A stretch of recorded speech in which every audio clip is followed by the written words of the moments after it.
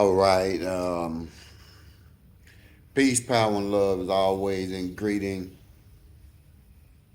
This morning, I'm jump on here early this morning. I took a break yesterday, just kind of rested my brain.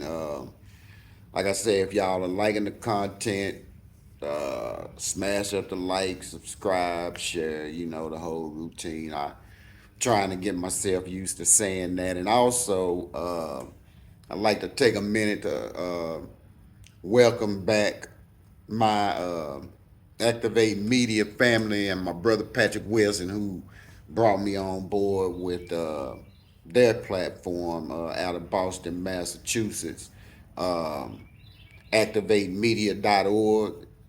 You can catch replays of my podcasts and things on that platform. He rebroadcasts them on Fridays at 9 p.m. Eastern on that platform. And I appreciate my brother for bringing me on, just giving me another outlet to get the word out, because really that's, to me, what it's about. I don't do this for no money. I don't do this for no fame. It ain't no fame in activism. It ain't no fame in telling the truth. People don't like you when you are exposing them. So, if you're looking for fame and all that, this ain't the job for that. This is not what you want to do. This is really my intentions are to, just like I was doing with my blog talk platform, my intentions are to bring us together so we can start having a meeting of the minds, because that's where it all starts. I've heard people say several times, uh, all we do, we just talk about this and we talk about that over and over. Well, we can't talk about it enough. If we stop talking about it, the situation will only get worse, and it's pretty bad right now, you know.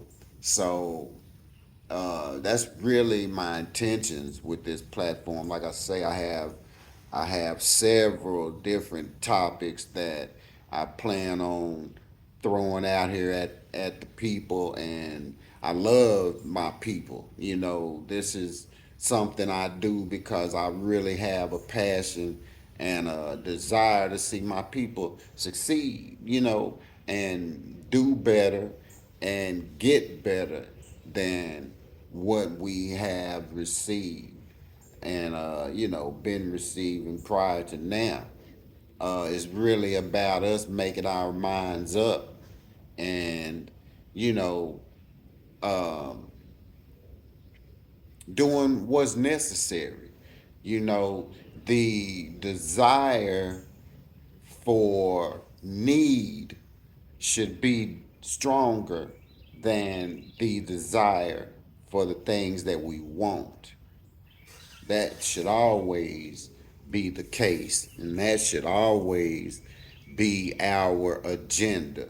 There are a lot of things that we all want, and there's nothing wrong with that. But there are so many things that we need, and until we can get the things we need, we can never truly obtain the things that we want, you know.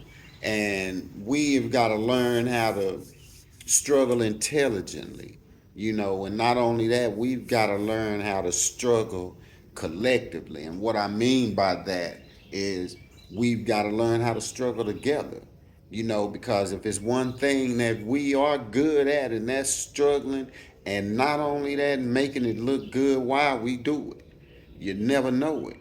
And that's just something that we're blessed with. That's something that's a gift. That's something that really I'm not really going to try to hype it up, hype it up, hype it up, but that's something that we are truly blessed to uh, have within our DNA, within our characteristic, and that's our ability to be resilient and our ability to keep coming back and keep coming back, no matter what the struggle is, no matter what the the obstacle is. We can always and always seem to manage to overcome it. And that's a blessing. That's a gift. That's, grace. And those are the things that we have got to start recognizing and pulling together, because those are the things that will allow us to continue to move forward. Because we have to always remember and always be in the mindset of moving forward.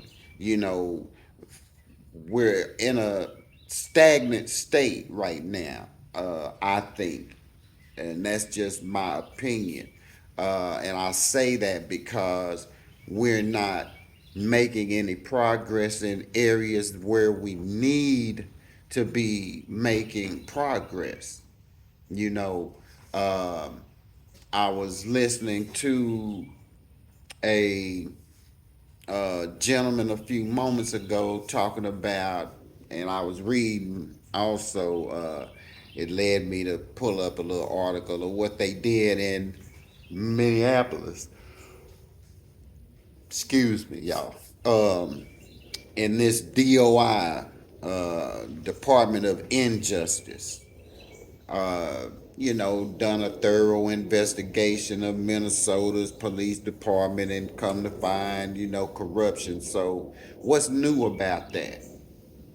I mean, that's something that we've been screaming ever since the Rodney King beating and before that. Even Malcolm X talked about police brutality and how they played the game then the same way they play the game now. They beat us down and then say we arrest us for police brutality. I mean, for assaulting an officer. But that's the DOI. That's the Department of Injustice. This is the same Department of Injustice that should be investigating departments here in Texas, out in Florida, over in Mississippi, California, not just Minnesota, New York, Newark, and I could go on and on and on. I could sit here and name cities all day that they need to be investigating. And then things that this uh, administration should be doing to help curb the violence. And yeah, they, found that within that department, yeah, was the perfect atmosphere for what happened to George Floyd. Well, yeah, if you let a fire burn long enough, it'll burn the whole city. But if you contain it, you can save the city. But they're not interested in saving the city. They're not really interested in putting out the fire. They want to let it burn for a little while. That's not theirs suffering, and that's not anybody who resembles their suffering. And our suffrage is our suffrage. Nobody cares that we suffer, and we suffer more than most. And it's sad that we're not collectively bringing ourselves together so that we don't even have to wait on any departments of injustice to tell us what we already know. We already knew that these police departments were corrupt. Not, like I say, several across this country, and they fund them. They give them qualified immunity. And that's something that truly needs to be disabled. And, ain't shit Joe said he ain't doing nothing about that. Yeah, he said he will not uh, cancel qualified immunity. and that needs to go. That's why these cops kill with impunity right now, because they know that there's really no consequence for what they do, you know. But there's going to be a situation coming with the cops that did Tyree Nichols in Memphis. Their justice, they're going to see a different type of back to blue. Believe me. That's why I tell you, people, try to tell our people, black people, who these Negro peons who feel like, uh, they fit in because they put that blue uniform on. It don't make you one of them. You still black. That's why I say they don't kill us because of what we're connected to or none of that. They kill us because that's who they are, and because of this, not because of anything else other than that. So we've got to first off understand that, and then let these Negro peons do their thing. But those five black officers in Memphis are finna truly understand that back to blue don't count for them at all. Uh, and like I say, that's no surprise to people that look like you and I, what they said in Minnesota after investigating. Like I say, some things really are just common sense. You see them happening, they're continuously happening, consistently happening to a certain group of people, and nothing's done about it. Nothing is done about it. There's some things that don't need to be investigated. There's some things that are just evident. And police violence and police brutality against us is consistent and continuous and evident. So I'm really not impressed with the Department of Injustice's finding. I'm really not impressed with the sense of urgency about the violence and police brutality that's happening to our men, women, children, elderly. Not just dissatisfied with the Biden and Hyde and Harris administration, uh, but dissatisfied with some of our own as well, because we're so focused on so many other things, and we are literally being gunned down, hunted down in these streets. And I am more about our survival than any other thing first, because if we're not able to survive, we're not able to defend ourselves. And survival should be our first concern, and the survival of our young men and women out here.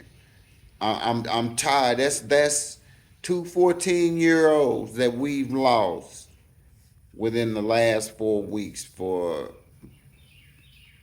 nothing. For nothing. But you don't hear the Department of Injustice talking about that. See, there needs to be a thorough investigation and thorough vetting in place in all of these police departments. And as far as I'm concerned, honestly, you can gut all of them and just start from scratch, because we all know by now the origin of policing, comes from slave catchers. And what they're doing out here now is similar to what they were originated to do: hunting down and killing black men, women, and children who they feel don't deserve freedom, or who they feel needs to follow their every word and command, and that's the main problem with these punk cops out here. You give them a badge, you give them a gun, you give them all this protection and weaponry, and they turn into bullies. They turn into gangsters. And just like the young sister, can't recall her name right now, but out there in Los Angeles, and I wish her continued success in what she's doing, but I also, first of all, too, wish her safety because what she's doing is very dangerous work. And exposing these renegade, rogue, gangster cops, yeah, her life's at danger, at risk. I'm pretty sure she's had several threats, but she's been exposing these cops out in LA, them sheriff departments and different uh, policing entities, you know, policing administrations throughout California, and have exposed and uncovered several gangs, wear the same tattoos, and then they have to kill a civilian in order to be initiated, and just little dumb stuff like that, just to be part of this blue line family, and that's why I say these cops. I don't condemn you all, but I don't give a damn about these police, and that's just me, in my opinion. Because if there were more good cops, there would be less of what's happening going on. And that's simple, uh, just plain and simple. Uh, just pay attention and look. It's right in front of you. You know, if there's enough good, bad will not exist. And within every police department throughout this nation, it ain't none of them 80% good. Hell, I don't even give most of them 70% good. But I don't condemn them all. But there are too many rogue renegade cops out here willing to kill us for no reason. A 14-year-old kid that you run down and tackle and have pinned down, who is no longer a threat, why do they feel the need to shoot him anyway? Which they did. Jordell Richardson. So I'm really trying. There's just no way for me to grasp a hold of their reality. Everyone is not a threat. See, and then if you are that scared, and everybody puts you in fear of your life, go get you a job at, a warehouse, Family Dollar, McDonald's or Burger King, where, the worst thing somebody may do is, call your name. But some of you fear for your life too much. And I've said this several times. I've got weapons that I don't carry several weapons. But with all the weaponry that you all have, you have your service weapon, you have pepper spray, you have your tasers, uh, and then in your cars you have your shotgun, you have your long gun, usually an AR style type of weapon, uh, and who knows what else.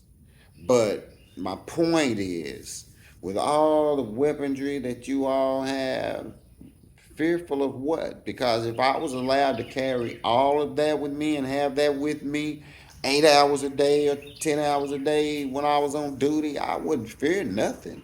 I wouldn't be no bully either. But I wouldn't be fearful because I had the tools to protect myself. So, yeah, the Department of Injustice. So what? That's what I gotta say. So what? You found what the people of Minnesota already knew. You found what could have been, uh, you know, could have been done years ago had you just listened. Because I'm sure that there are plenty of complaints against that department, but nobody listens. And then when nobody listens, we have George Floyd situations that occur. So, not impressed. I'm truly not impressed. And Joe Biden and Hayden Harris, I mean, what are they really doing? Why did you vote for him again? And I know there's several of you, and like I was gonna say, and I didn't make that point the other day because our ancestors did not die for no right to vote. No, they died because they wanted freedom, justice, and equality. And until this very day, we still don't have freedom, justice, nor equality. There is a facade of it, there is an illusion of freedom, justice, and equality, but especially in our situations, we don't have anything close to resembling those three words. See, and then like I say, we're mistreated. We're not represented by anyone. This government doesn't represent us. This government spits in our face.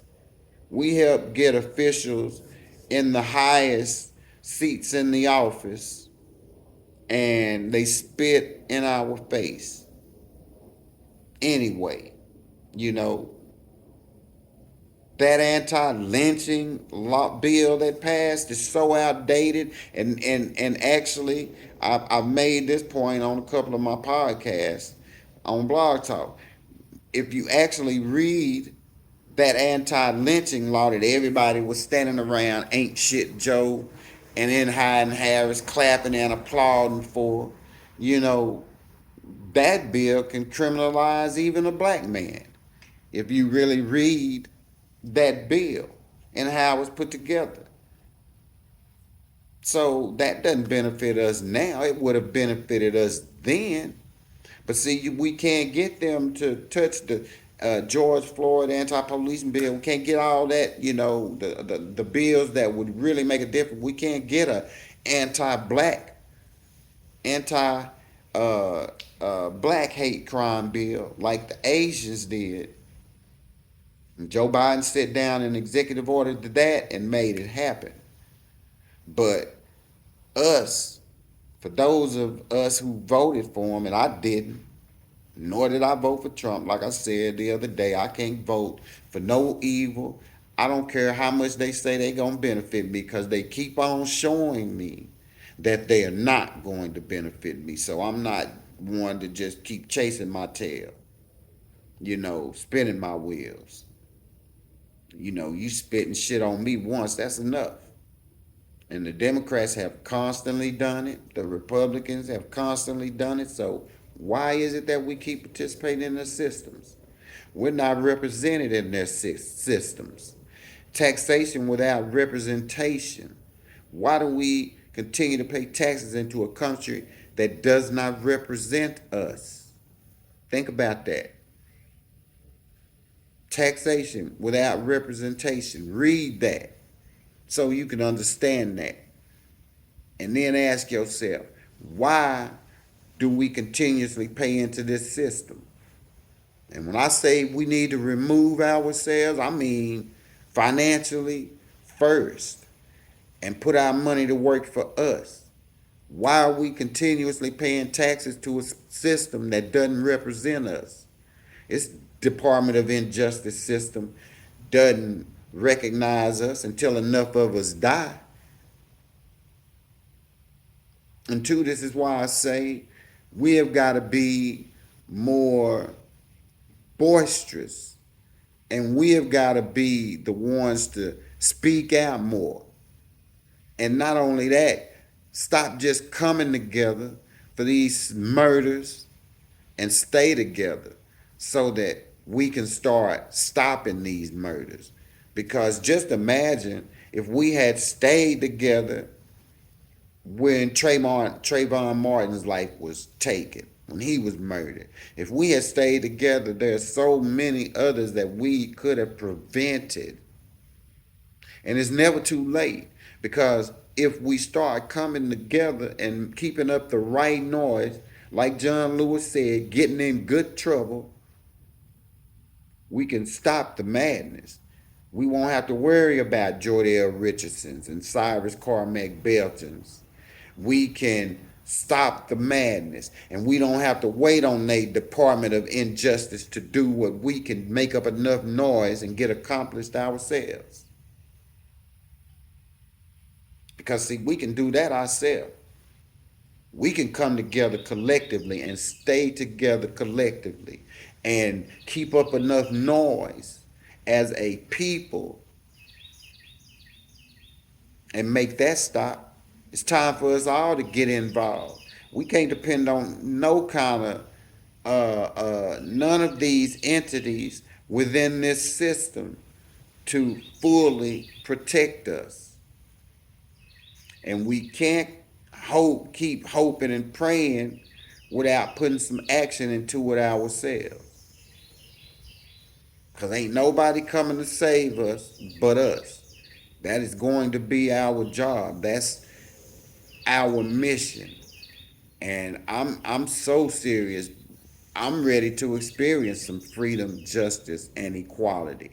And I don't think that we should always have to be looking forward to death before we can experience peace.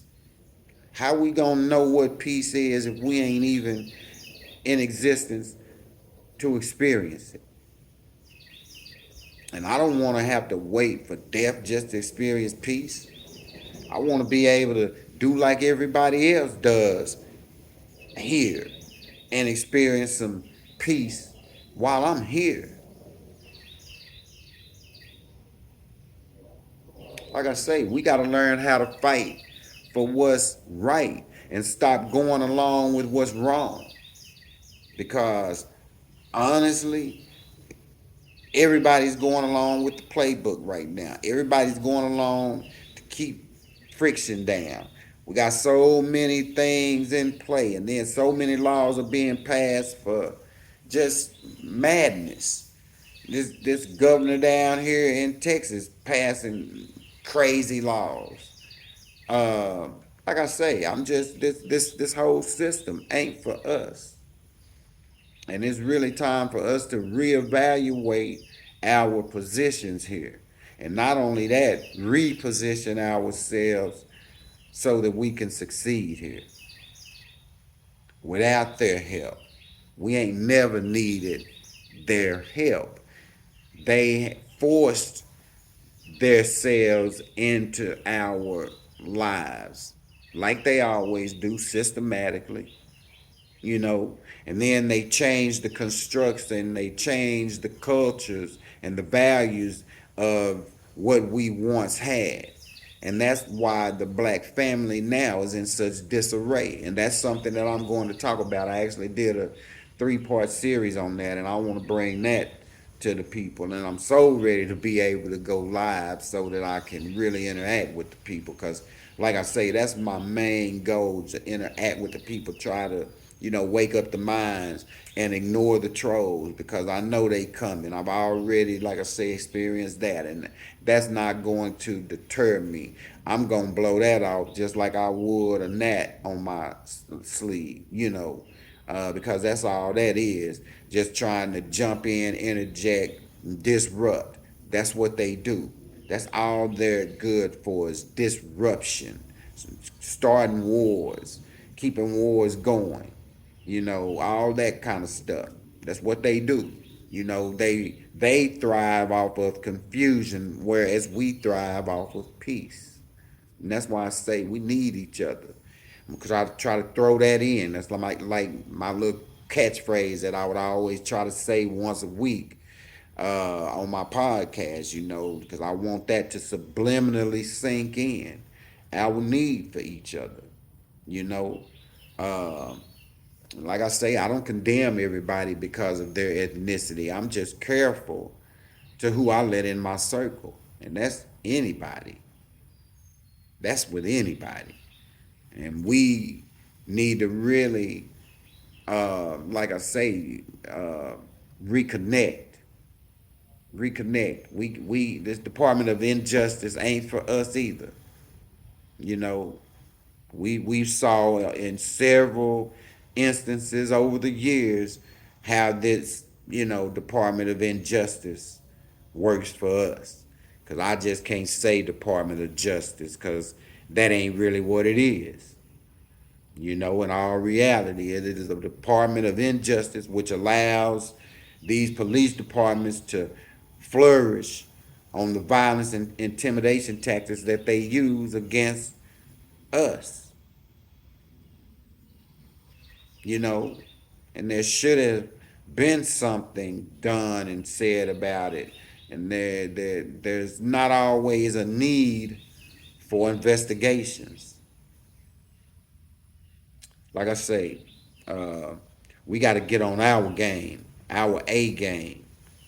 We really have got to bring ourselves together. It's time for us to mobilize. I was talking to some people the other day, and I was like, yeah, we really need to mobilize ourselves. I was talking to a friend yesterday. Uh, we need to bring ourselves back closer together. And then where we can't do that, we need to at least be connected enough to where we got you. Like I got you. We got you. So these foul things that keep happening to us can stop. We got to start watching one another's back, like our ancestors did. Simply following the black print and protecting one another, just like our ancestors did. And that's like I say, that's why I always say we need each other. Our ancestors recognized that need for one another and not so much worrying about what anybody else was going to do to help them. They focused more on helping themselves. And that's what we need to get back to. Focus more on helping ourselves. Ain't nothing selfish about survival. Nothing. Nothing at all. That is a natural characteristic. And we all like breathing. It's just that some are more focused on taking the breath of others than most.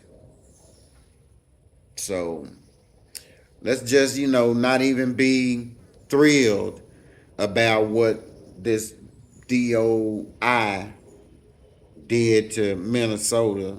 No biggie there. We all knew that. People in Minnesota been trying to tell you that for years. So find something else to try to pat yourself on the back about. DOI, Department of Injustice. All right, I'm gonna get off of here. That's all I had. Like I always say in closing, y'all, it's time for us to plan, organize, unify the three keys. We all have one right here. Right here. I'm out. I love y'all. Peace, power, and love.